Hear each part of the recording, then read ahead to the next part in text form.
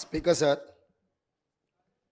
నిన్న ఇవాళ శాసనసభలో మా ప్రభుత్వం ప్రవేశపెట్టిన శ్వేతపత్రాలు ఒకటి ఆర్థిక శాఖకు సంబంధించిన విషయం నిన్న పూర్తి స్థాయిలో ప్రభుత్వం వాస్తవాలను వివరించే ప్రయత్నం చేసింది.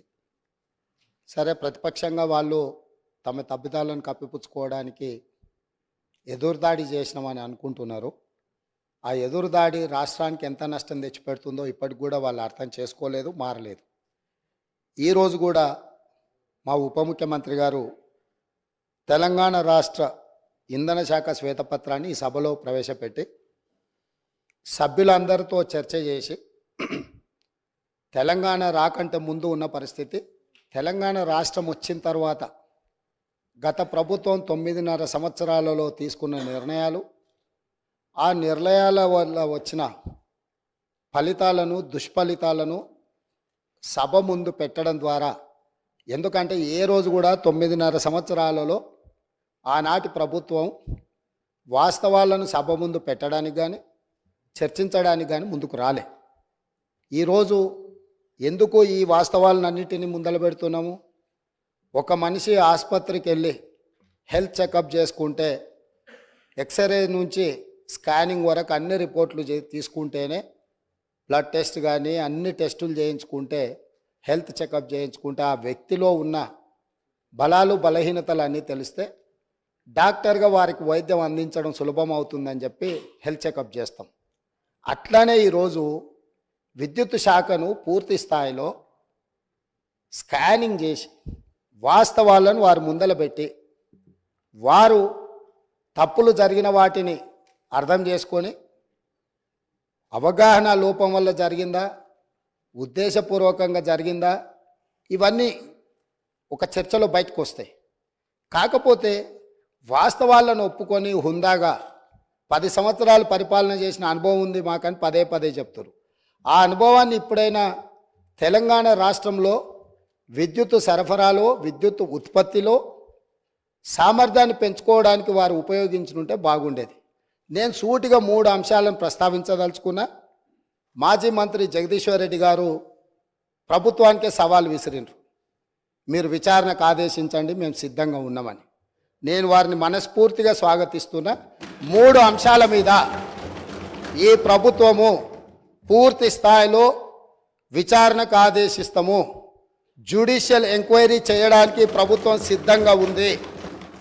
వారే కోరుకున్నప్పుడు వాస్తవాలను సభ ముందు పెట్టిన తర్వాత మాజీ మంత్రి గారు ఏదైతే జ్యుడిషియల్ ఎంక్వైరీ కోరుకున్నారో తప్పకుండా తమరి అనుమతి ద్వారా సభలోనే నేను ప్రకటన చేస్తున్నా. 3 అంశాల మీద జ్యుడిషియల్ ఎంక్వైరీకి మా ప్రభుత్వం సిద్ధంగా ఉన్నది అని చెప్పి ఈ సందర్భంగా తెలియజేస్తూ, ఆ 3 అంశాలకు సంబంధించి తెలంగాణలో కాలిపోతున్న మోటార్లు, పేలిపోతున్న ట్రాన్స్ఫార్మర్లు, ఆత్మహత్యలు చేసుకుంటున్న రైతులు, ఇది ఒక పెద్ద సెంటిమెంట్ విద్యుత్తు అనేది. ఈ ప్రజల యొక్క సెంటిమెంటును ఏ రకంగా గత ప్రభుత్వము ఆర్థిక ప్రయోజనాల కోసము వినియోగించుకున్నదో ఈ అంశాలు ఈరోజు బయటికి రావాల్సి ఉన్నది. అందులో భాగంగానే ఛత్తీస్గఢ్ ఒప్పందం. మన రాష్ట్రంలో విద్యుత్తు ఉత్పత్తి సరిపోవడం లేదు, అత్యవసరంగా మన అవసరాలు తీర్చాల్సిన అవసరం ఉన్నది. కాబట్టి ఏ టెండర్లు లేకుండానే డైరెక్ట్గా మేము ఆ ఛత్తీస్గఢ్ ప్రభుత్వానికి సంబంధించిన ప్రభుత్వ సంస్థతో తెలంగాణ రాష్ట్ర ప్రభుత్వం డిస్కాంలు ఒప్పందం చేసుకుంటున్నాయని ఆ రోజు ఇదే సభలో, ఈ ఒప్పందాలతో 1000 కోట్ల రూపాయల భారం పడబోతుంది, ఈ భారాన్ని తెలంగాణ ప్రజలు భరించలేని పరిస్థితికి దారితీస్తుంది, ఈఆర్సీ ముందల మేము ఫిర్యాదులు చేయడమే కాకుండా మా వాదనలు వినిపించినాం. ఈ సభలో ఆనాటి ముఖ్యమంత్రి చంద్రశేఖరరావు గారికి మేము చెప్పే ప్రయత్నం చేస్తే మార్షల్స్ను పెట్టి మమ్మల్ని బయటికి గెంటేసి ఆ రోజు ఛత్తీస్గఢ్తోని తెలంగాణ రాష్ట్ర ప్రభుత్వం ఒప్పందం చేసుకుంది. దీనికి సంబంధించి విద్యుత్తు జేఏసీకి సంబంధించిన తెలంగాణ ఉద్యమంలో క్రియాశీలక పాత్ర పోషించిన ఒక జెన్కో ట్రాన్స్కో అధికారి నివేదిక ఇచ్చి ఈ ఒప్పందం వల్ల నష్టం జరుగుతుంది అన్నందుకు అతన్ని ఎక్కడనో మారుమూల ప్రాంతానికి బదిలీ చేసి కక్ష సాధింపుగా అతనికి ఉన్న హోదాను తగ్గించి ఒక చిన్న ఉద్యోగంలో నియమించారు అధ్యక్ష. వారు ఇక్కడ సభ్యుడు కాదు కాబట్టి వారి పేరు తీసుకుంటలేను. సంస్థలో పనిచేస్తున్న ఉద్యోగి అనుభవంతో తెలంగాణ ఉద్యమంలో విద్యుత్ జేఏసీని క్రియాశీలకంగా ముందుకు నడిపించి ఉద్యమంలో ముందున్న వ్యక్తిని తెలంగాణ రాష్ట్రం వచ్చిన ఎంబడే శిక్షించి ఎక్కడో మారుమూల ప్రాంతానికి బదిలీ చేసి ఉన్న హోదా కంటే అతనికి డిమోషన్. తెలంగాణ ఉద్యమంలో పాల్గొన్న వాళ్ళు తెలంగాణ రాష్ట్ర సాధనలో క్రియాశీలక పాత్ర పోషించిన వాళ్ళను మనం సమర్థించే అవసరమైతే ప్రమోషన్ ఇవ్వాలి. ఒకవేళ ప్రమోషన్ ఇవ్వడానికి మీకు మనస్కరించకపోతే ఉన్న హోదాలనైనా ఉంచాలి. అలా కాకుండా శిక్షించి బదిలీ చేసిండ్రు. అతను కూడా ఆనాడు ఈఆర్సీ ముందు తన వాదన వినిపించిండు. ఆ వాదనను పెడచెవిన పెట్టి ఛత్తీస్గఢ్ ఒప్పందం చేసుకుండ్రు. ఈ ఛత్తీస్గఢ్ 1000 మెగావాట్ల ఒప్పందం 3/11/2014 నాడు ఏదైతే ఒప్పందం మీద సంతకం చేసిండ్రో ఈ నివేదికలోనే ఉంది. నేను కొత్తదేం చెప్పడం లేదు, వారు చూసుకోవాలి. పేజీ నెంబర్ 11, 12లో ఉన్న వాటిని. అసలు ఈ విద్యుత్తు వినియోగించినా వినియోగించకపోయినా అదేవిధంగా విద్యుత్తును రవాణా చేయడానికి వినియోగించాల్సిన కారిడార్ను పర్మనెంట్ ఒప్పందం చేసుకోవడంతో విద్యుత్తు సరఫరా అయినా కాకపోయినా దాదాపుగా 1362.424 కోట్ల రూపాయలు ఈరోజు ప్రభుత్వం మీద భారం పడ్డది.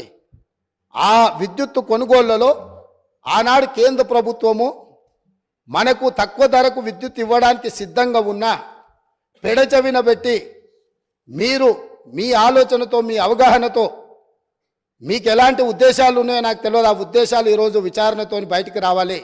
కాబట్టి రేపు జరగబోయే జ్యుడిషియల్ ఎంక్వైరీలో ఛత్తీస్గఢ్తో తెలంగాణ రాష్ట్ర ప్రభుత్వం చేసుకున్న ఒప్పందాల మీద 100% విచారణకు ఆదేశిస్తున్నాము. ఈ ఛత్తీస్గఢ్ 1000 మెగావాట్ల విద్యుత్తులో జరిగిన కుంభకోణము, నిర్లక్ష్యము, ఈరోజు ఛత్తీస్గఢ్లో ఏవైతే కేసులు నడుస్తున్నాయో ఈరోజు వాళ్ళు ఫిక్స్డ్ కాస్ట్ వేరియేషన్ కాస్ట్ని లెక్కలేసి వాళ్ళు ఏ అదనంగా అడుగుతున్నారో ఏ పరిస్థితులు ఉన్నాయో అక్కడ ఛత్తీస్గఢ్ ఈఆర్సీ ముందలో జరుగుతున్న కేసులు ఏమున్నాయో వీటన్నిటిని పూర్తి స్థాయిలో విచారణ చేయడం ద్వారా మొత్తం వాస్తవాలను బయటకు తీయాల్సిన అవసరం ఉంది. ఛత్తీస్గఢ్ ఒప్పందం మీద ఈ ప్రభుత్వం విచారణకు ఆదేశిస్తుంది అధ్యక్ష. అదేవిధంగా అధ్యక్ష, యాదాద్రి థర్మల్ పవర్ ప్రాజెక్ట్ ఆ రోజు ప్రజల సెంటిమెంట్ ఏదైతే ఉందో ఈ ప్రజల సెంటిమెంటును తమకు అనుకూలంగా మార్చుకొని ఇండియా బుల్స్ అనే కంపెనీ గుజరాత్లో 1080 మెగావాట్ల విద్యుత్ సామర్థ్యంతో ప్రైవేట్ సంస్థ నిర్మించదలుచుకున్న ప్రాజెక్టును కేంద్ర ప్రభుత్వం విధి విధానాలలో మార్పు తీసుకొచ్చింది. పొల్యూషన్ ఎన్విరాన్మెంట్ను రక్షించడానికి 2011-12లోనే ప్రభుత్వం విధానాలు తీసుకొచ్చి సబ్ క్రిటికల్ అనే టెక్నాలజీతో నిర్మించిన ప్రాజెక్టులను అన్నింటిని కూడా మూసేసి సూపర్ క్రిటికల్ టెక్నాలజీకి మీరు మారండి, భవిష్యత్తులో నిర్మించబోయే ప్రాజెక్టులు ఏవైతే ఉన్నాయో ఆ ప్రాజెక్టులను కూడా సూపర్ క్రిటికల్ టెక్నాలజీతో నిర్మించమని చెప్పి విస్పష్టంగా కేంద్ర ప్రభుత్వం ఆనాడు ఆదేశాలు ఇచ్చింది రాష్ట్ర ప్రభుత్వాలకు, అదేవిధంగా ప్రైవేట్ కంపెనీలకు. అందుకోసము సూపర్ క్రిటికల్ టెక్నాలజీ ఉంటేనే 2013 తర్వాత ప్రాజెక్టులు నిర్మించాల్సిన నిబంధనలు ఉండడంతో గుజరాత్కు సంబంధించిన ఇండియా బుల్స్ అనే కంపెనీ బిహెచ్ఎల్కు ఆల్రెడీ సబ్ క్రిటికల్ టెక్నాలజీతో పర్చేజ్ ఆర్డర్ ఇచ్చున్నది కాబట్టి ఆ కాలం చెల్లిపోయిన సాంకేతిక పరిజ్ఞానంతో ఆ ప్రాజెక్టు నిర్మించడానికి అవకాశం లేదని తెలిసి ఆ ఇండియా బుల్స్ కంపెనీ బిహెచ్ఎల్కు మా డబ్బులు మాకు వాపసు ఇవ్వండి అని అంటే, మీరు ఆల్రెడీ కొనుగోలు ఒప్పందం చేసుకున్నారు, డబ్బులు చెల్లించారు, మీకు తిరిగి ఇవ్వడానికి కుదరదు. ఎవడైనా తలమాసినోడు ఇది కొనుక్కునేటోడు దొరికితే వాడిని తీసుకొచ్చి మాకు అప్పచెప్పండి, ఆ తలమాసినోడి దగ్గర మేము డబ్బులు తీసుకొని మీ డబ్బులు వెనక్కిస్తామని వాళ్ళు అంటే, తెలంగాణ ప్రభుత్వం నేనున్నా వాళ్ళని వీళ్ళని ఎందుకు ఎత్తుకుంటారు అని చెప్పి వీళ్ళు పోయి ఒక ప్రైవేట్ కంపెనీ మునుగాల్చిన సబ్ క్రిటికల్ టెక్నాలజీతో నిర్మించాల్సిన పవర్ ప్రాజెక్టును కాలం చెల్లిపోయిన దాటి మాకు అత్యవసరం ఉంది, 2 సంవత్సరాలనే పూర్తి చేస్తామని ఇదే సభలో ఇక్కడి నుంచి ఆనాటి సభానాయకుడు సభ ముందల దబాయించి మేము చెప్పినాం ఆ రోజు. మీరు కావాలంటే పాత రికార్డులు తిరిగే చూడండి. ఇది సబ్ క్రిటికల్ టెక్నాలజీకి కాలం చెల్లిపోయింది. ఇది ప్రపంచంలో ఎక్కడ మనుగడ సాధిస్తలేదు. దీంతో కాలుష్యం వస్తుంది, విద్యుత్ ఉత్పత్తి సామర్థ్యం తగ్గుతుంది, తద్వారా నష్టము. దీన్ని వద్దు అని మేము చెప్తే ఖచ్చితంగా నేను చేస్తా, 2 ఏళ్లలో పూర్తి చేస్తా అని వారు చెప్పడం జరిగింది అధ్యక్ష. 2 ఏళ్లలో పూర్తి చేయలే అధ్యక్ష. భద్రాద్రి పవర్ ప్రాజెక్ట్ 7 ఏళ్ళు పట్టింది భద్రాద్రి కోసం. 7 ఏళ్లలో 4 × 270 1080 మెగావాట్స్.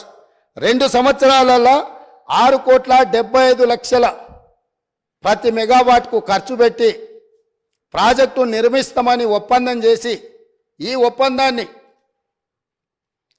ఒప్పందాన్ని మొదట్లో తక్కువ చూపించి ఈ ప్రాజెక్టు నిర్మాణం, ప్రాజెక్టు వ్యయం 9,74,00,000 రూపాయలు పర్ మెగావాట్ అయింది అధ్యక్ష. ఇది పూర్తయ్యే వరకు 7 సంవత్సరాలు పట్టింది.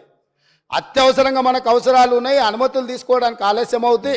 టెండర్లు పిలిస్తే కూడా ఆ ప్రాసెస్తోనే ఆ 2 నెలలు టెండర్లు పిలిచే కాలం కూడా వృధా అవుతుంది. 2 నెలలు కూడా నేను సమయాన్ని వృధా చేయదలుచుకోలే. ఎన్ని వేల కోట్లు ఖర్చు పెట్టైనా సరే నా రైతులకు విద్యుత్ ఇస్తా అని ప్రజల సెంటిమెంటును ప్రాతిపదిక చేసుకొని ఆనాటి ముఖ్యమంత్రి గారు 6,75,00,000 రూపాయలకే పర్ మెగావాట్ విద్యుత్తు సామర్థ్యంతో ఉత్పత్తి చేస్తామని చెప్పి భద్రాద్రి పవర్ ప్రాజెక్టును కొనుగోలు చేయడం జరిగింది. తద్వారా ఇండియా బుల్స్ కంపెనీకు మేలు జరిగింది, వాళ్ళ డబ్బులు వాళ్ళకు వచ్చినాయి. కానీ ఇది 7 సంవత్సరాలై 9.74 కోట్లతోని ఈరోజు ప్రాజెక్టు పూర్తయింది. ఈరోజు ఇది ఉత్పత్తి కూడా సరైన విధంగా లేకపోవడం వల్ల సేమ్ టైం కేటీపీఎస్ ఇదే ప్రభుత్వంలో ఉన్న 7వ దశ 48 నెలల్లో సూపర్ క్రిటికల్ టెక్నాలజీతో, అది సబ్ క్రిటికల్ టెక్నాలజీ, ఆ టెక్నాలజీ కాలం చెల్లిపోయింది. మామూలుగా కంప్యూటర్లు లేకపోతే పాతకాలం నోకియా ఫోన్లు కాలం చెల్లిపోయినాక మనం బయట వాడేస్తాం, ఎందుకు ఉపయోగం లేదు అని, మన పాత బట్టలు పడేసినట్టు. అట్లాంటి పడేసిన వాటిని దాదాపుగా 10,000 కోట్లు పెట్టి నిర్మాణం చేసి తెలంగాణను నిండా ముంచిన్రు. అదే సమయంలో కేటీపీఎస్ 7th ఫేజ్ 48 నెలలల్లా సూపర్ క్రిటికల్ టెక్నాలజీతోని 8.01 కోట్ల రూపాయల ఖర్చుతో పర్ మెగావాట్ విద్యుత్తును ఉత్పత్తి చేసింది అధ్యక్ష. అంటే ఏ రకంగా ఇందులో 1,000 కోట్ల రూపాయల దోపిడీ జరిగిందో భద్రాద్రి పవర్ ప్రాజెక్టును కూడా ఈరోజు జ్యుడిషియల్ ఎంక్వైరీలో 2వ అంశంగా చేరుస్తున్నాం అధ్యక్ష. ఇక 3వది Yadadri thermal power project. Same ఇదే వితండవాదం. ఆ రోజు కూడా చెప్పినాం. సేమ్ సమయంలో ఇతర రాష్ట్రాలు, జార్ఖండ్ లాంటి రాష్ట్రాలు ఇదే కెపాసిటీతో టెండర్లు పిలిస్తే ఇదే బిహెచ్ఎల్ 18% లెస్ కోట్ చేసి అక్కడ టెండర్ తీసుకున్నది. సేమ్ టైం G2G అంటే గవర్నమెంట్ నుంచి గవర్నమెంట్ సంస్థకి ఇస్తున్నాం, అంచనాల రేట్లతో మేము ఇచ్చేస్తాం. ఎందుకు అని అంటే ఇది కూడా 24 నెలల్లో పూర్తి అయిపోతే 24 నెలల ప్రాజెక్టు నిర్మించి యాదాద్రి పవర్ ప్రాజెక్టును పూర్తి చేసి తెలంగాణ మొత్తం వెలుగులు ఇస్తామని చెప్పి ఆ రోజు ఒప్పందం చేసిర్రు. ఎప్పుడు చేసిండ్రు అధ్యక్ష? 1/6/2015 నాడు ఈ ప్రాజెక్టును ఒప్పందం చేసి ఆ రోజు వీళ్ళు చెప్పింది ఏంది అధ్యక్ష? 25,099 కోట్ల రూపాయలు, అంటే పర్ మెగావాట్ 6,27,00,000తోటి పర్ మెగావాట్ మేము ఈ ప్రాజెక్టును 24 నెలల్లో పూర్తి చేస్తామని వీళ్ళు చెప్పడం జరిగింది అధ్యక్ష. యాదాద్రి పవర్ ప్రాజెక్ట్ ఈరోజు ఇంకా పూర్తి కాలే అధ్యక్ష. పోనీ ఏమన్నా ఈ గనులు ఆ జిల్లా నుంచి వచ్చిన మంత్రి గారు పాపం మా మంత్రి వెంకటరెడ్డి గారి మీద ఓ అని దాడి చేస్తుడు. ఆయన మొత్తం రైతుల జీవితాలలో మొత్తం వెలుగులు తీసుకొచ్చినాయి. నీ సొంత జిల్లాలా నీ కూతవేటు దూరంలో ఉన్న మొదలుపెట్టిన ప్రాజెక్టు 2015లో మొదలు పెడితే 2023 వచ్చింది. 8 సంవత్సరాలు పూర్తిగా వస్తుంది. ప్రాజెక్టు పూర్తిగాలే. ఇప్పుడు కూడా 2024-25లో పూర్తి చెయ్యొచ్చు అని అంచనాలు వేస్తున్నారు. దీనికి మీరు నల్గొండ జిల్లా ప్రజలకు క్షమాపణ చెప్పాల్సింది పోయి మంత్రులు ఏది మాట్లాడితే ప్రతి మంత్రి మీద దాడులు చేయడమేనా? అది ఈరోజు దాదాపుగా 6,27,00,000కు మేము చేస్తామని డిపిఆర్ మొదలుపెట్టి ఈరోజు 34,543 కోట్లకు అంచనాలు పెరిగినాయి. దాంతో కూడా పూర్తి కావడం లేదు. 8,64,00,000 రూపాయలకు పర్ మెగావాట్ ఇవాళ పూర్తి చేస్తామని వచ్చింది. కానీ ఇది పూర్తి కాలేదు కాబట్టి ఇది కూడా 9 కోట్ల పైచిలుకు చేరుతుంది. అంటే 6,27,00,000కు పర్ మెగావాట్తో మొదలుపెట్టిన యాదాద్రి పవర్ ప్రాజెక్టు దాదాపుగా 9 కోట్లకు అంచనాలు పెరిగింది. 8 సంవత్సరాలు పట్టింది. అదే సమయంలో ఎన్టీపీసీ రామగుండం ఫేజ్ 1 ప్రాజెక్టును నిర్మిస్తే 7,63,00,000కు మాత్రమే పర్ మెగావాట్తోని ఎన్టీపీసీ పూర్తి చేసింది. అధ్యక్ష, నేను ఏం చెప్పదలుచుకున్నా అంటే భద్రాద్రి నిర్మించినప్పుడు ప్రాజెక్టు కాస్ట్ ఇతరవి రాష్ట్ర ప్రభుత్వ కేంద్ర ప్రభుత్వ పరిధిలో ఉన్న వాటిని పూర్తి చేసిన ఏ ధరకు పూర్తయినాయి. అదేవిధంగా యాదాద్రి పవర్ ప్రాజెక్టు వీళ్ళు G2G పేరు మీద ఓపెన్ టెండర్ గ్లోబల్ టెండర్ పిలవకుండా ఒప్పందాలు చేసి BHELకి ఇచ్చి BHEL వెనకాల నుంచి మళ్ళీ ఎవరెవరు వచ్చిందో అవన్నీ విచారణ తేలితే. అధ్యక్ష, నేను ఇప్పుడు వేగ్గా ఏది మాట్లాడదలుచుకోలే. కాబట్టి యాదాద్రి పవర్ ప్రాజెక్టు 4,000 మెగావాట్లతోని ఏదైతే నిర్మాణం చేపట్టి తెలంగాణ మొత్తం విద్యుత్తును అందిస్తామని గత ప్రభుత్వం చెప్పిందో ఈనాటికి కూడా పూర్తి కాలేదు. ఈ పూర్తి కాకపోవడానికి, ఈ అంచనాలు పెరగడానికి, అదే సమయంలో సూపర్ క్రిటికల్ టెక్నాలజీతోని అత్యంత అధునాతనమైన విధానాలతో ఏదైతే నిర్మాణం జరిగినాయో ఆ పక్కనే ఉదాహరణకు ఉన్నాయి.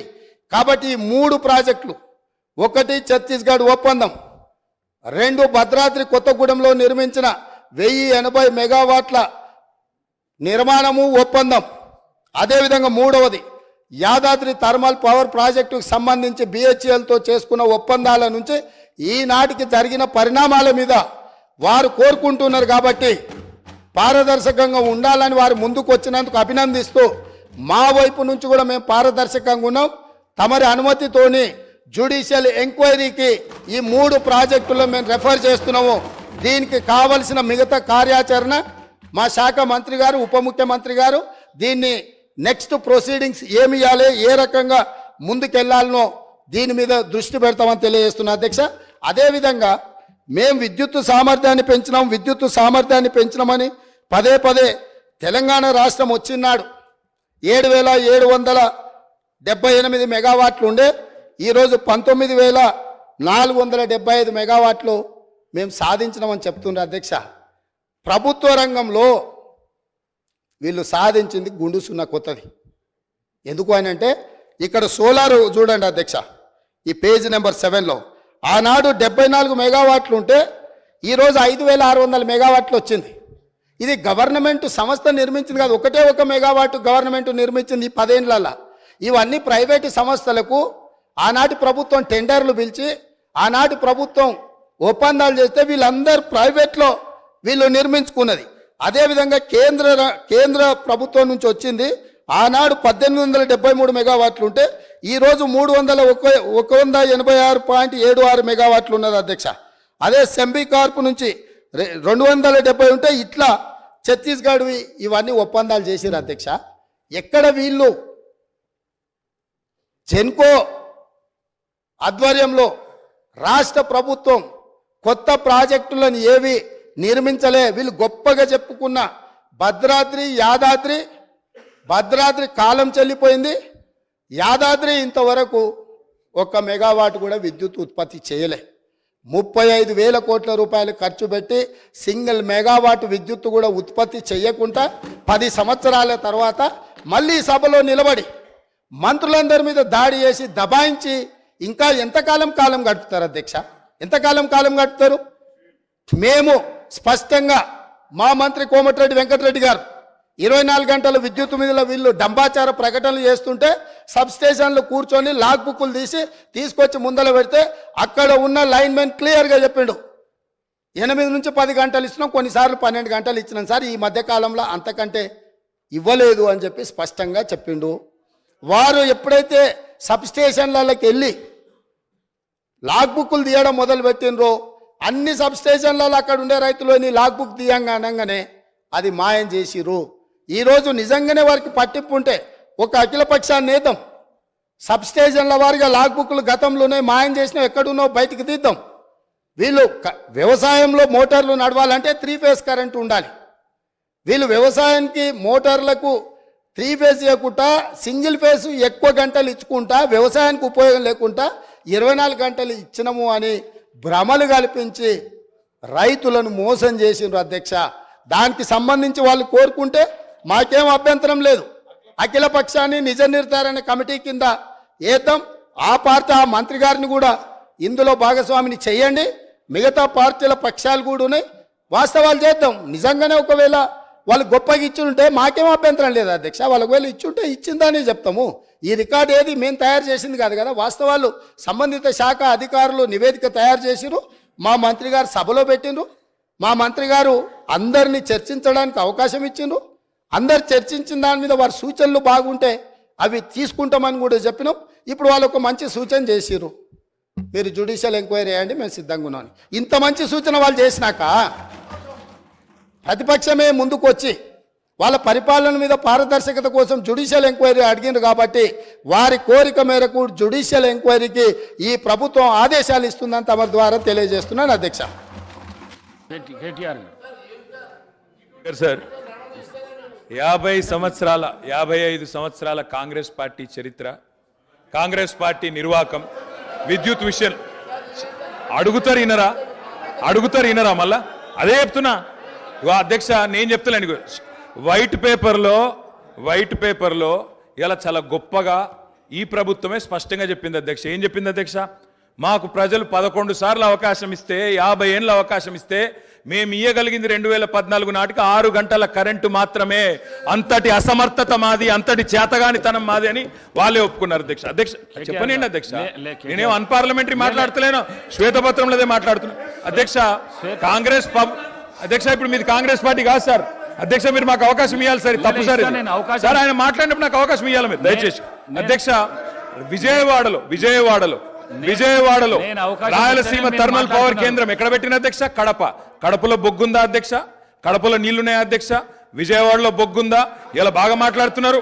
ఆ రోజు తెలంగాణలో విద్యుత్ కేంద్రాలు కట్టకుండా తెలంగాణ ఏర్పడే నాటికి 2700 లోటు మెగావాట్లతో 2700 మెగావాట్ల లోటుతో ఆనాడు మాకు నష్టాల్లో అప్పజెప్పిపోయింది. వీళ్ళు కాదా అధ్యక్ష? 6 గంటల కరెంట్ ఇచ్చింది వీళ్ళు కాదా? నేదునూరు గురించి మాట్లాడుతున్నారు అధ్యక్ష, నేదునూరు గురించి చెప్తా అధ్యక్ష. నేదునూరులో భూసేకరణ చేసి ఆయన చెప్పిందే చెప్తున్నా సార్. నేదునూరులో గ్యాస్ ఆధారిత విద్యుత్ కేంద్రం పెడతామన్నారు. శంకర్పల్లిలో జయపాల్ రెడ్డి గారు, మేము ఒక నేదునూరులోనే ధర్నా చేయలేదు సార్. మీ జిల్లా శంకర్పల్లిలో కూడా మేమే ధర్నా చేసినాం, నేదునూరులో కూడా మేమే ధర్నా చేసినాం. 2 దగ్గరలో రైతుల భూములు తీసుకున్నారు. గ్యాస్ సార్ ఇప్పుడు వైట్ పేపర్ మీద చర్చ జరుగుతుంది అధ్యక్ష. సార్ మా గౌరవ సహచర మంత్రి గారు నేదునూరు గురించి అడిగారు. మళ్ళా రాజకీయంగా చర్చ మొదలుపెట్టే ప్రయత్నం చేస్తూ ఉన్నారు గౌరవనీయులు. మేము అడుగుతా ఉన్నాము, ఎవరైతే సిపిఐ సభ్యులు వారి చర్చ ఇంకా జరిగేది ఉందో చెప్పండి. తర్వాత వారి పూర్తి స్థాయిలో క్లారిఫికేషన్లో అడగమనండి సార్. తప్పకుండా పూర్తి స్థాయిలో వారు జవాబు చెప్తారు పవర్ మంత్రి గారు. దయచేసి మరి ఆ చర్చను కొనసాగించే విధంగా సిపిఐ గౌరవ శాసనసభ్యులకు అవకాశం అనుకుంటారు. సార్ అది జైపూర్ ఫౌండేషన్ వేసినాడు. నా పిండ ప్రదానం చేశారు ఒక సభ్యుని ఆవేదన చెప్పుకుంటాడు. కడప కర్నూలు గురించి మాట్లాడతారు అధ్యక్ష. నా జిల్లాలో ఎందుకు చేయలే? పిండ ప్రదానం చేశారు కదా అని అడుగుతాను అధ్యక్ష. ఇవాళ ఎందుకు మీరు ఆ ప్రాజెక్టు చేపట్టలేని అడుగుతా, దానికి ఎందుకు సార్? మంత్రి గారు అడిగిన ప్రశ్నకు జవాబే ఇవ్వండి మీరు దయచేసి. ఇలా బాధ ఎక్కడ అనిపిస్తుంది సార్ అంటే, సరే మంత్రులకు ఆవేశం రావచ్చు, పాపం వారికి ఏదో గతంలో ఏదో అవమానం జరిగిందని బాధపడుతుండొచ్చు. కానీ మరి స్వయంగా ఈ ముఖ్యమంత్రి గారే మా నాయకుడు కేసీఆర్ గారి పిండం పెడతా అని చెప్పి మాట్లాడిన నాయకుడు సార్. దాని గురించి నేను పోను, కానీ దాని లోపలికి నేను పోను. కానీ అధ్యక్ష వారికి తెలవాల, వారికి తెలవాల. ముఖ్యంగా శ్వేతపత్రం ప్రచురించింది ప్రభుత్వం, అన్ని సమగ్రమైన సమాచారంతో అవగాహనతో రావాలి. నేదునూరులో ఇక్కడ మానకొండూరు నియోజకవర్గం నేదునూరులో, అదేవిధంగా శంకర్పల్లి వాళ్ళ చేవెళ్ళ నియోజకవర్గం శంకర్పల్లిలో ఆనాడు యూపీఏ ప్రభుత్వం ఉన్నప్పుడు గ్యాస్ ఆధారిత విద్యుత్ కేంద్రాలు నెలకొల్పుతామని చెప్పి భూసేకరణ చేసిండ్రు, రైతుల దగ్గర తీసుకున్నారు. మేము టీఆర్ఎస్ పార్టీగా ఆనాడు ఒక దగ్గర ధర్నా చేయలే, ఒక వ్యక్తికి వ్యతిరేకంగా ధర్నా చేయలే. కేంద్ర ప్రభుత్వమే తీసుకున్న నిర్ణయాన్ని గ్యాస్ ఆధారిత విద్యుత్ కేంద్రాలు ఎందుకు పెడతలేరు, బొగ్గు లేని విజయవాడలో ఎందుకు పెడతారు, బొగ్గు నీళ్లు లేని రాయలసీమలు ఎందుకు పెడతారు, మా కాడ ఎందుకు పెట్టరు అని ఆనాడు తెలంగాణ ప్రయోజనాల కోసం తప్పకుండా తెలంగాణ బిడ్డలుగా తెలంగాణ రాష్ట్రాన్ని సాధించిన పార్టీగా కొట్లాడినాం, గట్టి కొట్లాడినాం. అధ్యక్ష, నేను ఒకటే అడుగుతా ఉన్నా, గౌరవ మంత్రి గారికి అవగాహన ఉండాలా. ఈ దేశంలో ఎక్కడన్నా గ్యాస్ ఆధారిత విద్యుత్ కేంద్రం సఫలమైందా? నేదునూరులో గ్యాస్ అలొకేషన్ అయ్యిందా? ఏదో అక్కడ హాట్ స్పాట్స్ గా భూములు తెచ్చిండ్రు, ఏదో క్లియరెన్స్ అన్నారు, పారేసిపోయిండ్రు తప్ప ఆనాడు యూపీఏలో జయపాల్ రెడ్డి గారు స్వయంగా పెట్రోలియం శాఖ మంత్రిగా ఉండే గ్యాస్ అలొకేషన్ చేయలే.